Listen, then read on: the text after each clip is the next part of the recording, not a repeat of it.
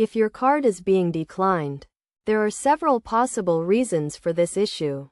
One reason could be insufficient funds, where the amount you are trying to purchase exceeds the available balance in your account.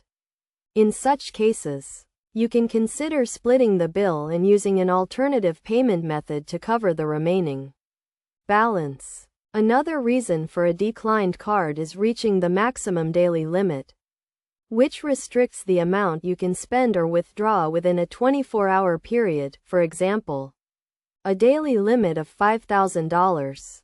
Additionally, if you have not activated your card, it will not be functional, so it is essential to activate it before attempting any transactions. If you are still unsure why your card is being declined, you can contact customer service for assistance, and they will be able to provide more information on the issue. By understanding these potential reasons, you can take the necessary steps to resolve the problem and use your card successfully.